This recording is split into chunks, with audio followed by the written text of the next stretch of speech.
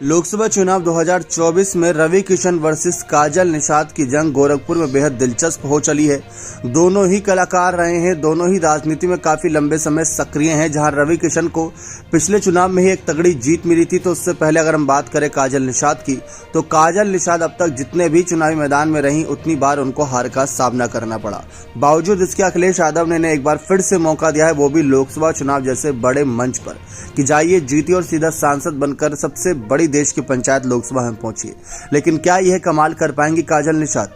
बात करें काजल निषाद की, आखिर है कौन, क्या इनका अब तक का राजनीतिक सफर रहा है, तो बहुत दिलचस्प ही रहा है। जानकारी दे दें कि काजल निषाद राजनीति के अलावा एंटरटेनमेंट इंडस्ट्री में भी एक्टिव रही हैं, जिन्होंने लापतागंज जैसे कॉमेडी शो में काम किया है। कई भोजपुरी फिल्मों में भी छाप छोड़ चुकी हैं।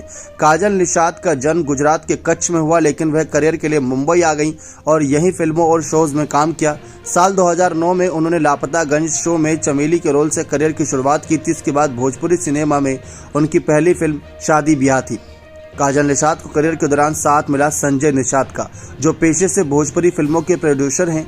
एक्ट्रेस के पति गोरखपुर के रहने वाले हैं। हालांकि दोनों के बच्चों से जुड़ी कोई जानकारी नहीं मिलती है।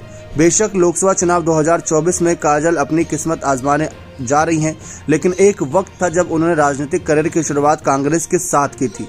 कांग्रेस की टिकट से उन्होंने यूपी विधानसभा चुनाव 2012 लड़ा था, जिसमें उन्हें हार का सामना करना पड़ा। साल 2021 में अखिलेश यादव की समाजवादी पार्टी में काजल निषाद की एंट्री हुई थी।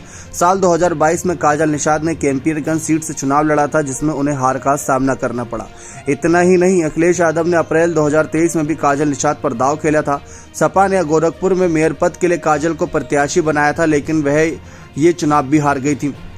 उन्होंने बीजेपी पर वोटों की गिनती में गड़बड़ी करने का आरोप तक लगा दिया था। तीसरे साल में जाकर उन्हें सपा ने एक और बड़ी जिम्मेदारी सौंप दी। अब देखना ये होगा कि उन्हें लोकसभा चुनाव में जीत मिलती है या हार। लेकिन ये जरूर साफ है कि आज की तारीख में काजल के पास कई सालों का राजनीतिक अनुभव है, जिसका फायदा और फेमस पर्सनैलिटी होने का लाभ जरूर मिल सकता है। लेकिन गोरखपुर सीट काफी चर्चित सीट है। काफी लंबे समय से अगर हम देखें तो सीट पर बाकी पार्टी का दबदबा देखने को नहीं मिला है। भले ही 2018 के उपचुनाव में सपा यहां पर जीती हो, लेकिन काजल निषाद जीत पाए ये कहना थोड़ा मुश्किल नजर आता है, क्योंकि पिछले चुनाव में रवि किशन की जो जीत का मार्जिन था वो बहुत बड़ा था। उसको कम करने के लिए काजल निषाद को पूरा जोर लगाना होगा। कह सकते हैं कि हर नुक्कड़ सभा, जनसभा, रोड शो, हर किसी का हिस्सा बनना होगा, जनता का विश्वास जीतना होगा, तब जाके कहीं बात बनती नजर आ सकती है। फिलहाल तो काजल निषाद सुर्खियों में है अपनी बयानबाजी को लेकर, क्योंकि जैसा कि बताया कि राजनीति में काफी लंबा समय हो चुका है, तो बयानबाजी करना कैसे साधा जाए, किस निशाने पर किस नेता को, वो उनको आ चुका है। लेकिन क्या जनता का दिल जीतना आया है या नहीं, क्या जनता का प्यार आशीर्वाद इनको प्राप्त होगा या नहीं, ये देखना दिलचस्प रहेगा। बने रहे चैनल के साथ। बहुत बहुत धन्यवाद।